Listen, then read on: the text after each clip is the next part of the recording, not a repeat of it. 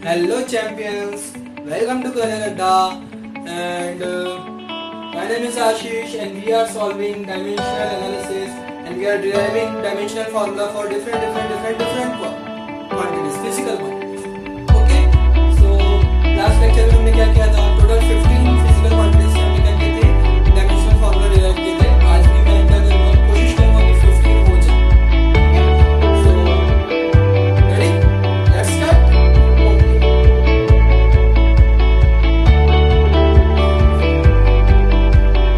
Okay. 16th number, modulus of elasticity. Modulus of elasticity.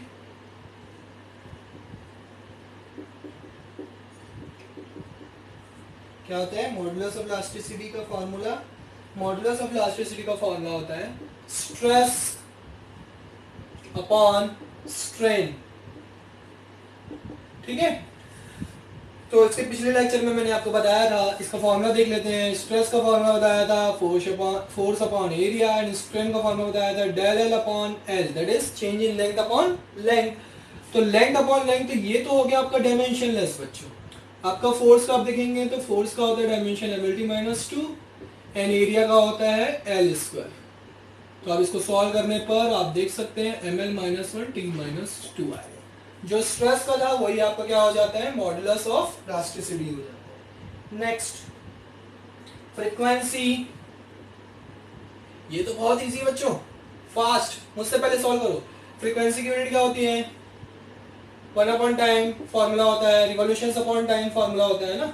क्या होता है? रिवॉल्यूशंस अपॉन टाइम फॉर्मूला होता है. तो रिवॉल्यूशंस तो नंबर हो गया, नंबर बाय टाइम मतलब 1 अपॉन सेकेंड. तो 1 अपॉन सेकेंड हो गया, मतलब उसकी डायमेंशनल फॉर्मूला क्या होगा? 1 अपॉन टी. डायमेंशनल फॉर्मूला को हमेशा मैं बताया था ये बड़े वाले ब्रैकेट में हम लिखते हैं. ठीक है, तो यहाँ पे देखो, यहाँ पे भी टी लिखा, यहाँ पे भी टी लिखा है. तो आप बोलोगे कि सर यहाँ तो डायमेंशनल फॉर्मूला पहले लिख दिए. तो ये डायमेंशनल फॉर्मूला नहीं है क्योंकि मैंने इसमें ब्रैकेट नहीं लगाया है. जैसे ही मैं ब्रैकेट लगा देता हूँ that is called dimensional formula. तो यहाँ पे क्या बन जाएगा? T minus 1. ठीक है, नेक्स्ट देखो 18th नंबर. 18th नंबर क्या है? Angular velocity. क्या है? Angular velocity. इसका फॉर्मूला होता है angle by time.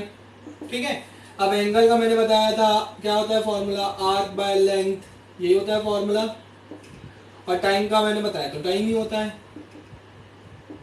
Arc by length मतलब मीटर बाय मीटर, जो कि हो गया डायमेंशनलेस. टाइम का क्या हो गया? सेकेंड. तो मेरे को क्या मिल जाएगा? 1 अपॉन टी डायमेंशन, तो T to the power minus 1, same as frequency. Clear हो रहा है बच्चों? होप अच्छे से क्लियर हो रहा होगा. Next 19th number, spring constant. क्या है? Spring constant. तो स्प्रिंग कांस्टेंट का फॉर्मूला क्या होता है बच्चों? स्प्रिंग कांस्टेंट के, जिसको हम किससे डिनोट करते हैं? के से. तो के का फॉर्मूला होता है फोर्स अपॉन एक्स. ठीक है, एफ बाय एक्स ही फॉर्मूला होता है. तो फोर्स का क्या होगा? एम एल टी माइनस 2 और एक्स जो है वो क्या है? स्प्रिंग को हम खींचते हैं तो कितना वो क्या होता है, उसमें खिंचाव आता है, कितनी उसमें मतलब लेंथ में चेंजेस आता है, दैट इज कॉल्ड एक्स. तो ये एल और एल कैंसल आउट हो गया, तो आपको क्या मिल गया? एम टी माइनस 2 मिल गया. क्लियर है बच्चों? Next surface tension. Surface tension. तो सरफेस टेंशन को हम किससे डिनोट करते हैं? एस से डिनोट करते हैं. इसका फॉर्मूला क्या होता है? F by L. तो एफ का क्या होता है? M L T minus 2 divided by L. तो again L L cancel out, तो आपको क्या बच गया? M T minus 2. Next 21, surface energy. Surface energy. अब सरफेस एनर्जी का फॉर्मूला क्या होता है बच्चों? सरफेस एनर्जी का फॉर्मूला होता है सॉरी एनर्जी बाय एरिया। क्या फॉर्मूला होता है? Energy by area. ठीक है, तो एनर्जी बाय एरिया का फॉर्मूला, अब यहाँ पे एनर्जी का क्या होता है? ml²t-2, है ना?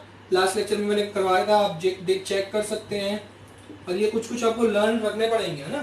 तो आप पुट करते जाएंगे, ऐसे प्रैक्टिस करते जाएंगे तो लर्न हो जाएगा। l² कैंसिल आउट, इसका भी हमको क्या मिल गया? mt-2। तो आप देख सकते हैं लाइन से हमको सेम डायमेंशनल फॉर्मूला मिल रहा है। ठीक है, तो बहुत सारे क्या होता है, बहुत सारी क्वांटिटीज होती है वो डायमेंशनली इक्वल होती है, मैथमेटिकली भले अलग हो। Moment of inertia, moment of inertia, moment of inertia को किससे रिप्रेजेंट करते हैं? आई से। तो इसका फॉर्मूला क्या होता है? mr², यही होता है फॉर्मूला। ठीक है, तो वेयर m इज मास, तो मास का हो गया m, where r is radius और लेंथ, तो ये क्या हो गया? l²। तो हमको क्या मिल गया? ml²। ठीक है, 23 का ग्रेविटेशनल कांस्टेंट, ग्रेविटेशनल कांस्टेंट। ठीक है, ग्रेविटेशनल कांस्टेंट को किससे रिप्रेजेंट करते हैं? जी से। अब हमको ये बताना है कि ये जी एक्चुअल में आता कहां से है। तो ग्रेविटेशनल फोर्स का फॉर्मूला क्या होता है बच्चों? F = G m1 m2 divided by r²। आपने 9th क्लास में पढ़ा होगा, ग्रेविटेशन चैप्टर में ये फॉर्मूला होता है।